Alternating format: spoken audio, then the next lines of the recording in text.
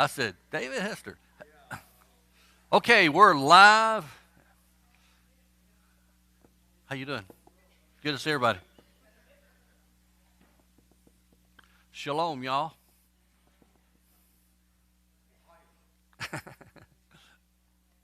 Okay, we're beginning a new series today in what we call the Pastoral Epistles.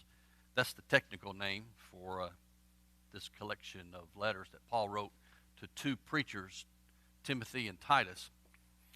And the label comes from the fact that Paul is, what are you laughing about?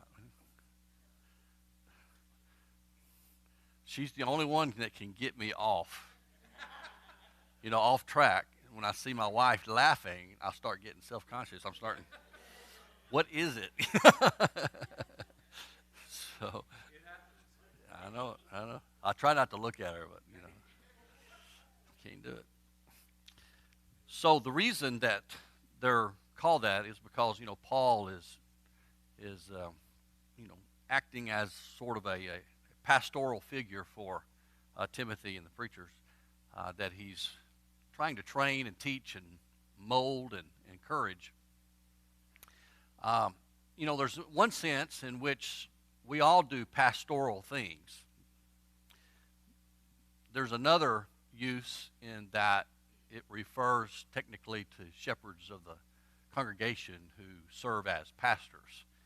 And that's always a difficult distinction to make, I think, among the religious world, because the primary person who's identified as the pastor is what we would call the preacher or the minister in the denominational world. But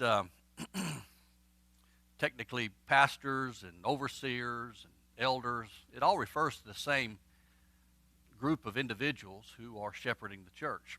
But the idea of mentoring, pastoring along, is really, I'm even doing it now as I teach. So that's one of the reasons that the label has come to describe and depict the relationship between Paul and these two particular men that he's encouraging, training, and, shepherding along in a sense. So one of the things about these particular epistles or letters is it gives us a really neat idea of how a individual's context, where they're living, impacts their ministry in different ways. And that will become apparent when we see like the qualification of elders. There is a difference between, a little difference. The same kinds of principles exist, but the list that we have for elders is a little bit different. Now, what we do is what we do basically with everything is we put it all together and make a long list. But that's I think something that's characteristic that we like to get all the information, we group it together, and then we have a full picture. That works to a point, I think, most of the time if we're dealing with doctrinal issues and things of that nature, but a lot of cultural influences are different in different areas. And so when we get to looking at the qualifications for elders, I do think that certain places may call for certain characteristics that would be, I should say, effective in that environment. and looking at Crete was a lot different than being in Ephesus. And so if you take the qualifications in context, it's interesting what they might reveal about the culture and what the church needs in the leadership role. So when we get there, we'll talk a little more about it.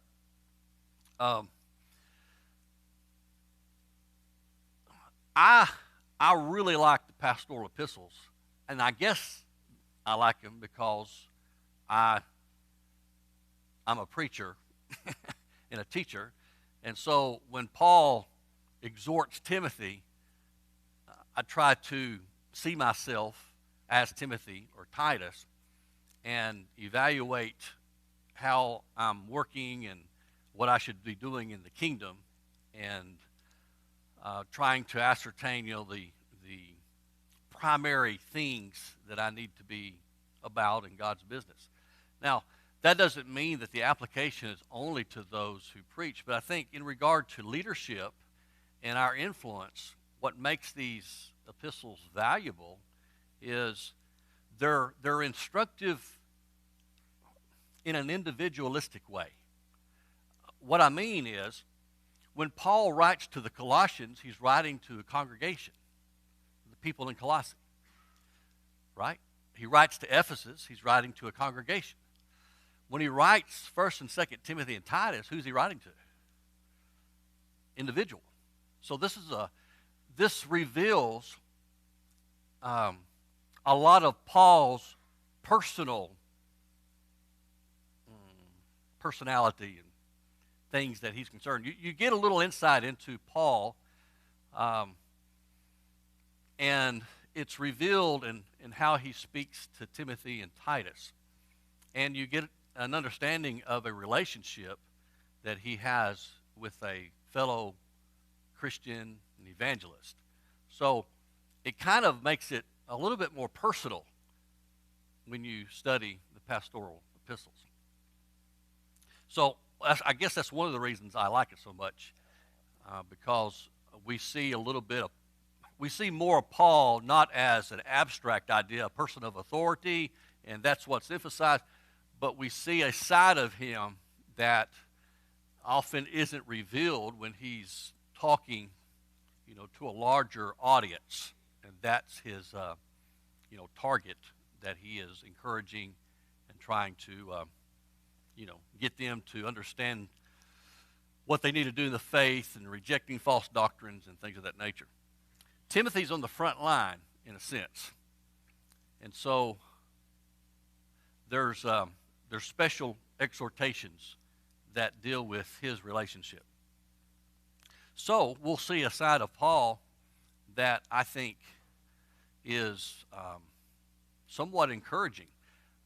You'll also see Paul in dealing with an individual who's a little bit timid and has some, I guess, inhibitions, or he's being restrained by something, an experience probably that he has had, and Paul is getting very forceful with this individual. It's Timothy that we're talking about. And so it gives us insight maybe in how we work with one another as individuals and being close to each other. There's sometimes need for frank talks, right? We have to be frank with each other at times. And I don't say that as frankness is always a rebuking or something, but being frank and honest with one another. It's easy to come to a gathering and I say, well, how are you? You say, I'm fine.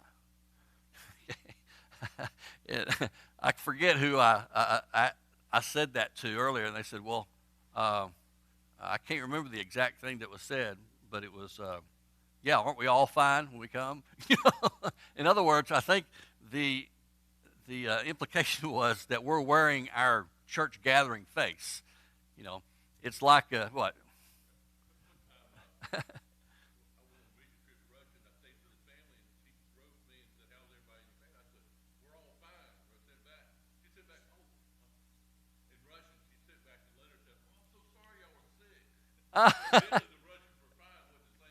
Oh, that's funny. So, I can, my experience is my experience, and a lot of my experience is in my marital relationship. But when I was, when we were early married and stuff, and had kids, sometimes Sunday mornings, there'd be an outright fight among the kids and stuff, and you'd get all, upset, or there'd be some discipline issues, or, you're not primed for worship. But you are, once you hit the parking lot, it all changes.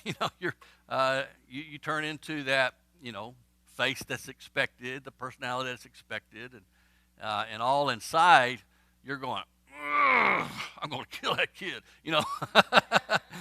And I found that to be very challenging, but that's typically what we do. Um, I think one of the things that ought to be among us is not facades. Okay, perhaps we have the faces that we put on in the communities, but um, our relationship should be a little bit more deeper, don't you think? But we're Westerners, and we don't want anybody to think ill of us or to think that we're weak or we have problems.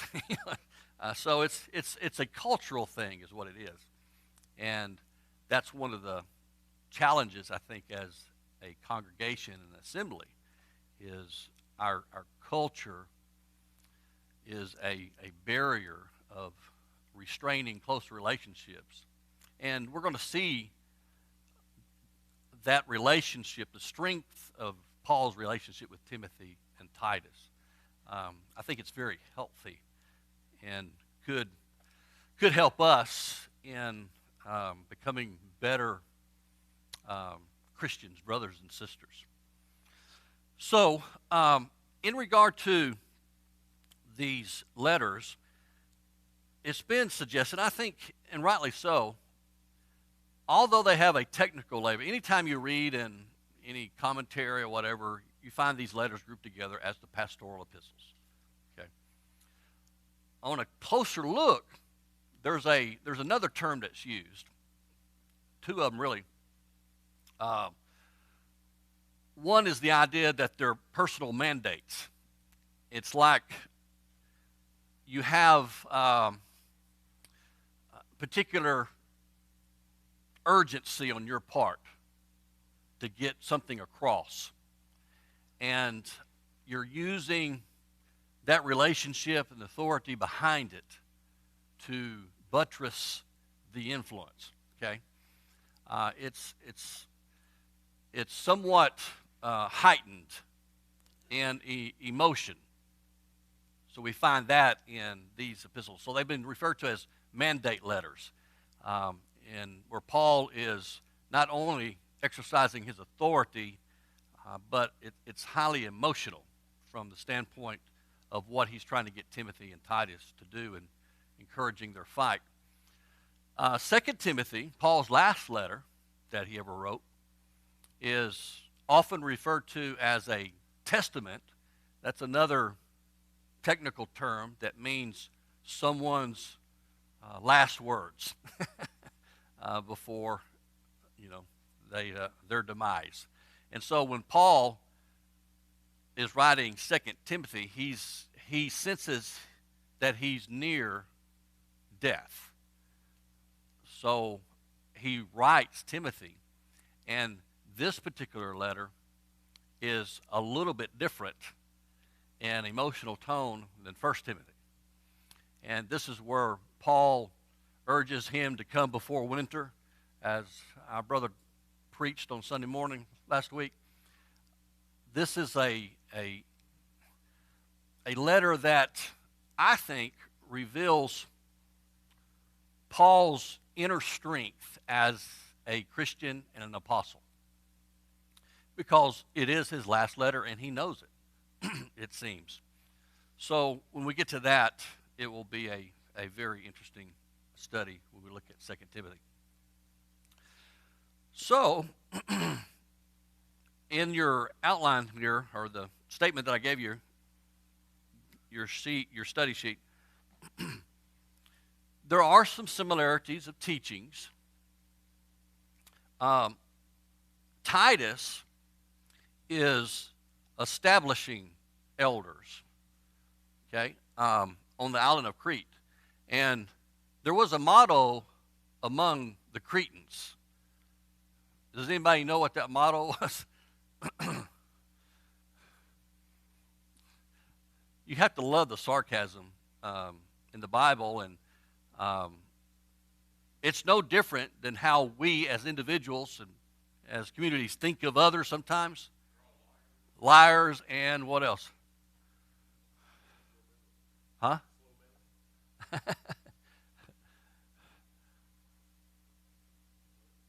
Yeah, yeah, yeah. Lazy gluttons. That's what the Cretans are known for. So it's a model. Evidently, there was enough who were like that to give it that stereotype. Not every Cretan, everybody that lived on the island of Crete weren't like that, but that's the reputation. It's almost like the reputation of Corinth, the metropolitan area, and it's just Sin City. So Paul is encouraging Titus and exhorting him how to operate in a community that's known to be, I guess, immoral and inactive, and they're just hard to communicate with. And I find it interesting that illustrates some of the parallels and problems that we have in some parts of our country where it's difficult. The church has a problem in that area. And the church, in another part of our country is doing great. Why? It's the culture. It's the culture. So that becomes interesting as you study the books, because you get an insight into the culture in which the church is working and Timothy is exhorted to work. It can be very frustrating for disciples, for Christians, for church leaders in these communities. But don't give up, So that's going to be, to me, one of the interesting things. To understand the background gives a lot of insight as to why Paul says the things that he does. For instance, Ephesus. It's a city of great, pagan influence. You have certain mystery religions and certain other religious type of things that are happening at temples that are right there in Ephesus that have female leadership, instrumental music, incense, all kinds of things to create mood-altering feelings in their practice of the pagan religion. And you wonder why Paul says the things that he does in Ephesus about singing, about the role of men and women, because those are important issues in Ephesus because of the influence of these cults, goddesses, pagans, things of that nature. So to see what Paul says to Timothy while Timothy is working at the church in Ephesus is very insightful. And also, we're not accustomed to viewing certain doctrinal things from the standpoint of the background and culture, which to me is a very strong argument for certain positions we hold. Because the church, Paul was mandating the church to be opposite of what was going on, that we're distinctive. And these things that we're holding, that the church does, is what makes it distinctive. And so you have these competing religious organizations and paganism that are doing all kinds of things. And you have the church. And the church kind of sticks out like a sore thumb because everybody is involved in all this. And when you start seeing why we do the things we do in worship, it makes sense in light of the historical background. And I think that's going to be an interesting thing to look at when we get more into the background of Ephesus and identifying cults and things of that nature. So we got Ephesus and Crete to deal with. 2 Timothy, Paul's farewell letter or testament is, the testament is the sort of the academic label for that particular kind of material. Last words, of of a person. And if you're familiar with 2 Peter, it's sort of like that too. Peter can see he uses the word exodus actually. He knows that his exodus is soon. And he's referring to death, which is kind of a neat way to think about it, right? He looks at it as an exodus.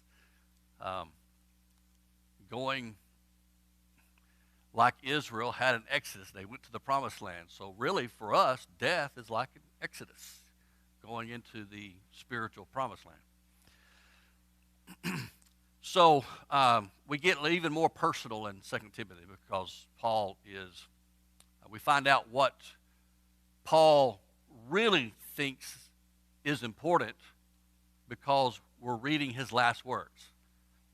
And it's like you're talking to someone that you want to say, okay, these are the most important things. And that's what the insight is, I think, to 2 Timothy. So I think you'll find that kind of interesting. Now, in regard to the timing of these letters, pastoral epistles, the book of Acts ends with Paul where?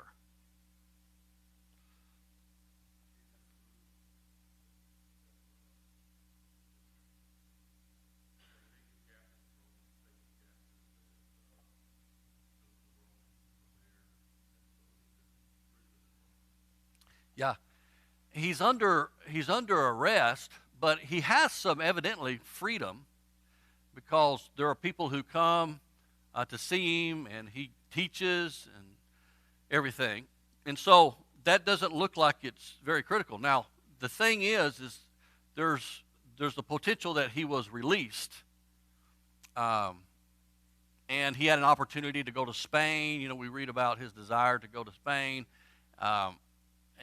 But at some point, he's rearrested. And 2 Timothy is affirming the seriousness. He does not have the freedom that he had at the end of the book of Acts. Something has changed. So there's, trying to piece together the historical circumstances is not as easy as we'd like it to be. But it's a lot different than the end of the book of Acts. And a lot of it has to do with the change in the emperor. It's just like when you have a change of leadership, okay, things can change drastically, right? We see it in our political environment. You had 4 years of a particular individual, and all of a sudden it's flipped. So, yeah, Nero was. He's a crazy man. But something happened, and I don't know what it was, where Paul found himself in a serious situation. So speculation is he probably was rearrested after being free for some reason. And so, but whatever the case is, things are pretty serious in 2 Timothy.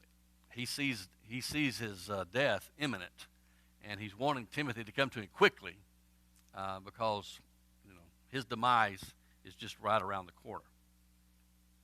Now, interestingly enough, one of the characteristics of the pastoral epistles is what we refer to as proverbial statements. And these statements are unique to this particular 3 letters. And you're familiar with them. It is a trustworthy statement. And it's interesting to me because I like looking at structures of things, narratives, and how things are built.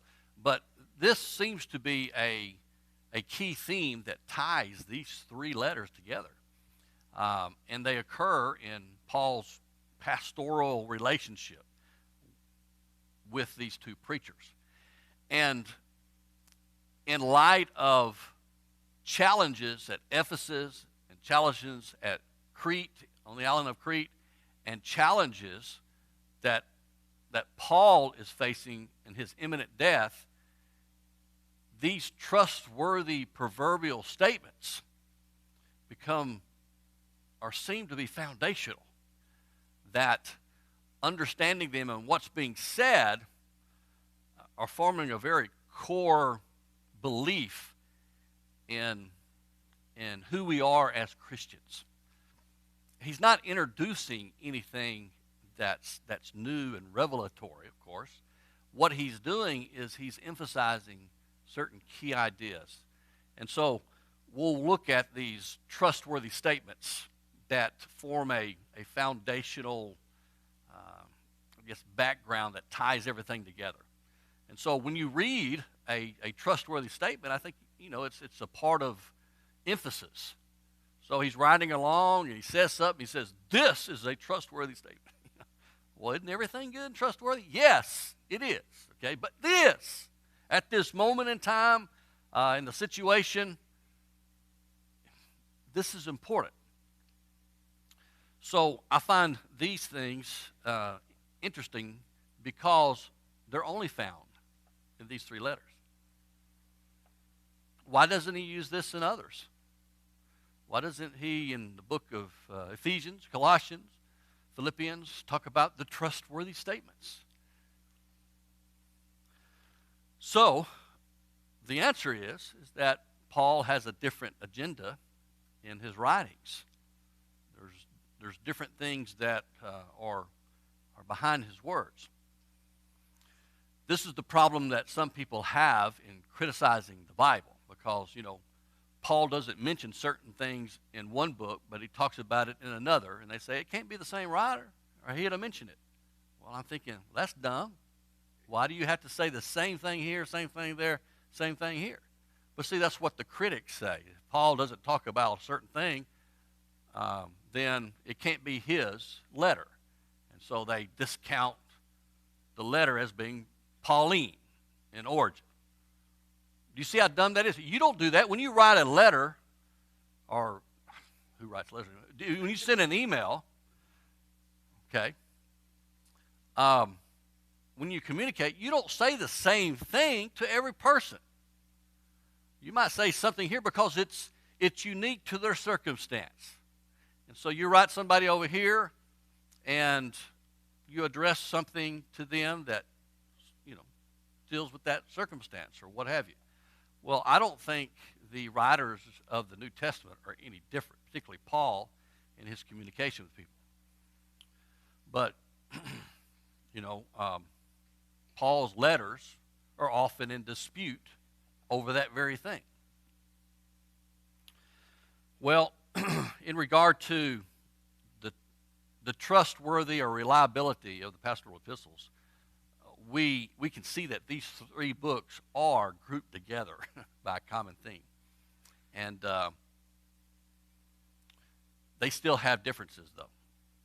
I mean, they're different in size and the length of the book. That tells you right there that they're not the same letter, same information.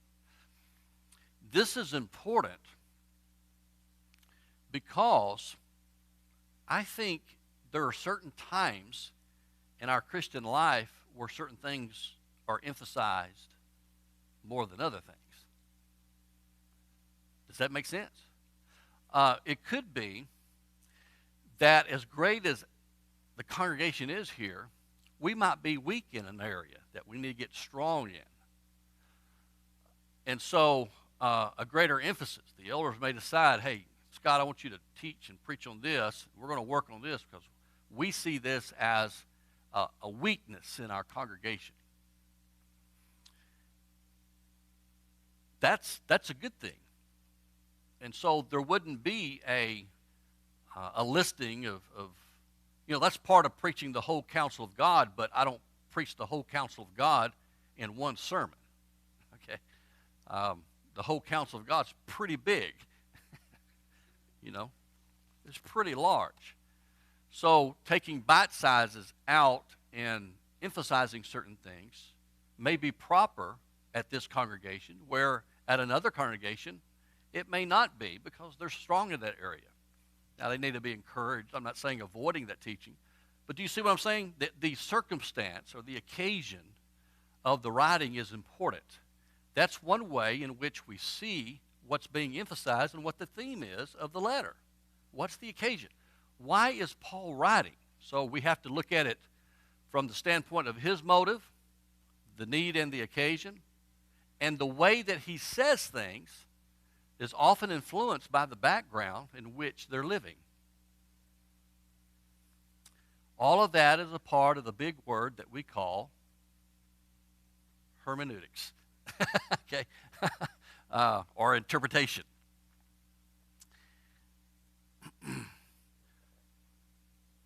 So I want us to look at some of these trustworthy statements and find their inclusion in different places. So the first one that we find, go to 1 Timothy chapter 1. It's found in verse 15, but the trustworthy statement needs to be in the context of the group of scriptures in which it is connected. So I'll start in verse 12 and go to verse 17. Seems to be a paragraph here, okay? So I thank Christ Jesus, our Lord, who has strengthened me because he considered me faithful, putting me into service, even though I was formerly a blasphemer and a persecutor and a violent aggressor. Now, how many blasphemers, persecutors, and violent aggressors do we have here at Elmore? I was thinking of you.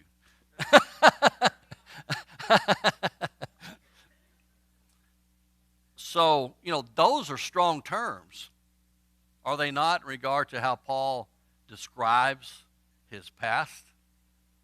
And if you think about it, he thought he was doing the Lord's will in doing it. He thought he was exterminating a virus among Judaism that was a threat to Judaism.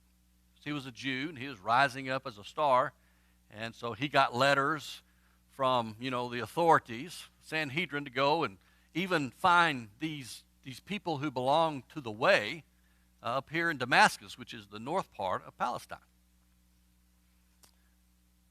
That if he found any, he would bring them back, put them on trial and execute them. I mean, it was a horrific time for the church because the church was being ravaged, which is a strong term. What does it mean to be ravaged? Ravenous wolves, ravaged. What kind of picture do you get in your mind when something, rip them apart. You've seen some police TV shows or whatever, and they go to a place where a crime was, and it's been ransacked. What? Everything is basically dumped out, destroyed. Everything turned over. That's the picture of hostility against the church in the first century during, when Paul was leading the persecution. With that in mind, think about what he's saying here. Okay, he's had some self-revelation, and he's had to live with that, but yet he found a solution for it. So he says, even though I was formerly a blasphemer and a persecutor and a violent aggressor, and yet I was shown mercy because I acted ignorantly in unbelief, and the grace of our Lord was more than abundant with the faith and love which are found in Christ Jesus. It is a trustworthy statement, deserving full acceptance, that Christ Jesus came into the world to save sinners, among whom I am chief or the foremost of all. That's pretty personal, isn't it? That's how Paul thought about himself. We put Paul on a pedestal, but he wouldn't, because he felt that he was the worst of sinners.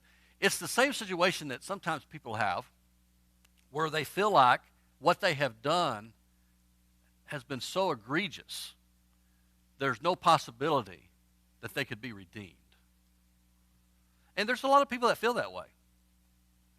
That keeps a lot of people from, responding, or keeps them down from recovering emotionally. But there is a solution to that. It's this one right here. I can remember when I was preaching in Tallahassee, there was a halfway house that we worked with where prisoners would go, and and I had a Bible study with the individuals who were at the home there. And I got close to one of the individuals that I was studying with and found out about his story. Well, he had killed someone. He was a construction worker, and he had metal boots, tip boots, and he kicked an individual with his boots and just killed him because of a comment that was made about his wife. But it inflamed him, and he killed him. And so he had been in prison for a while, and so now he was in this halfway house trying to find a job. So the church was kind of helping. We were studying with him. But I used the Apostle Paul because he felt like he had done something so egregious there was no salvation for him. So I shared Paul. And the point was that if Paul could find redemption and a new life, you could too. Because Paul had done similar atrocities as yours. And look. So I think that's pretty powerful to relate to people. Go ahead. Yeah.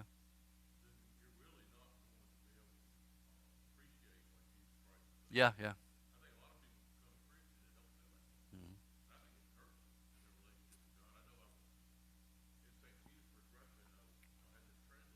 Mhm.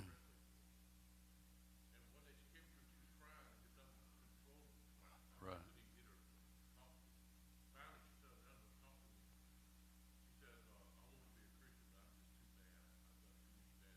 Yeah.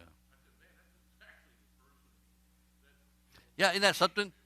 It's almost as if, and we'll talk about it in this morning's sermon, but there's this belief that if I didn't do these bad things, I'd be in good shape.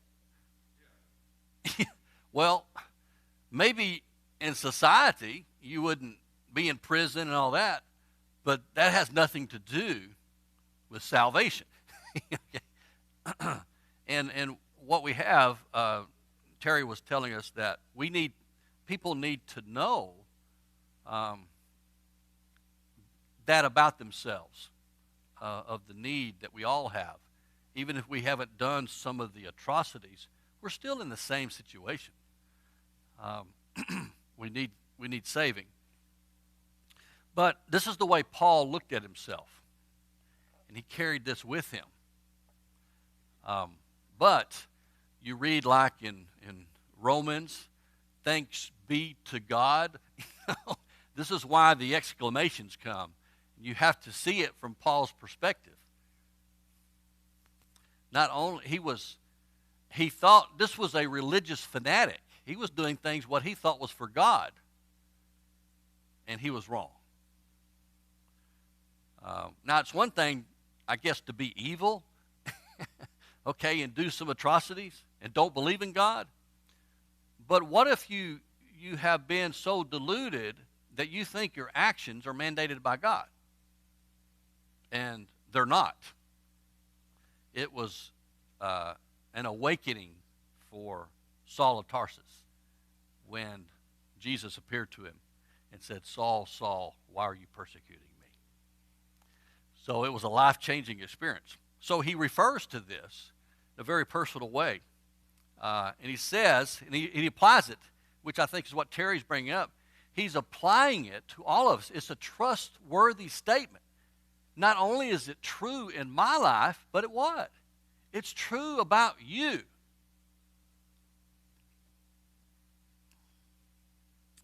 That Jesus came into the world to save sinners, among whom I am foremost of all.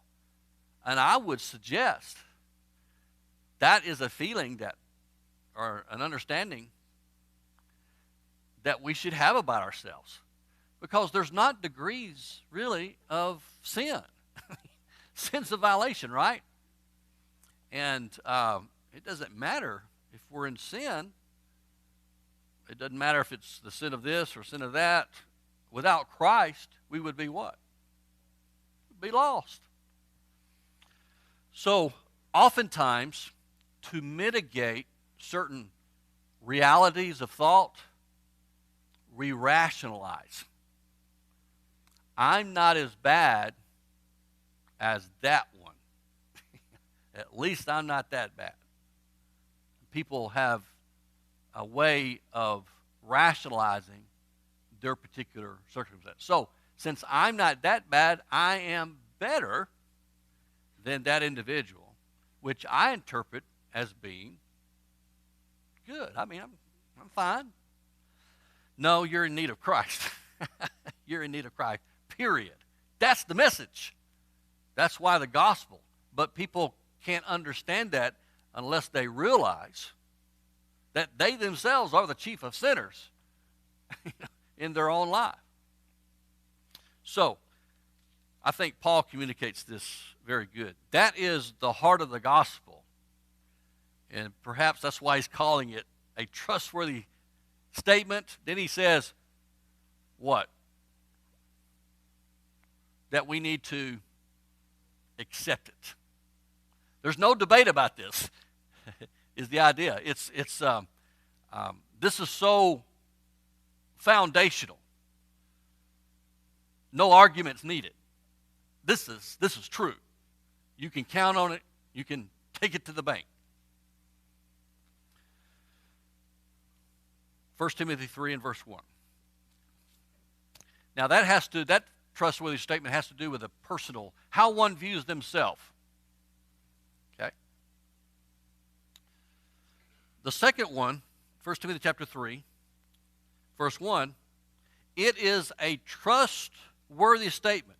If any man, this is the word for males, not females. So, well, why do you have to make that distinction? Well, haven't you heard that there are some congregations who are appointing women as elders in the church? It just floors me. If Paul meant to include females, he would have used the generic term for females. But he didn't. So this is a high responsibility that's been placed on males. Yes?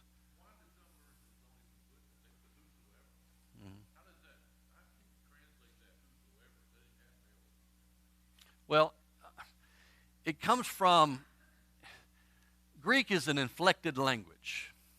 And so things are indicated by endings to be male or female. And context has a lot to do of the specificity of it. Not only do we have that, but even the context itself. He must be, you see the pronouns being used? He must be what? In regard to a spouse. Okay. He must be the husband of one wife. Now, that statement alone does what? Huh? Yeah, I mean, it's just the context of things are very significant to understand what's being taught. But getting back to chapter 3, verse 1, it is a trustworthy statement. If any man aspires to the office of an overseer, it is a fine work he desires to do.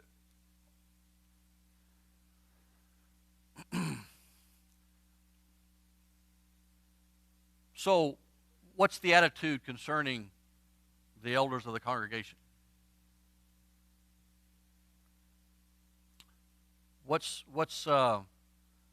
Are we encouraging or training up men to be leaders in the church?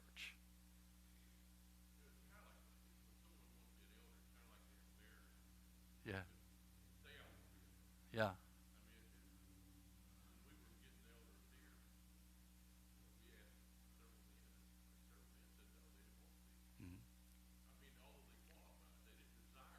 You got to have the desire for it. And this is not an ambitious desire, a sinful desire. It's not encouraging someone like Diotrephes who wants to, rule the church. So there's a special calling and encouragement for men to aspire. And why would anyone want to aspire to be an elder? Who wants to put up with that? That's how we view it.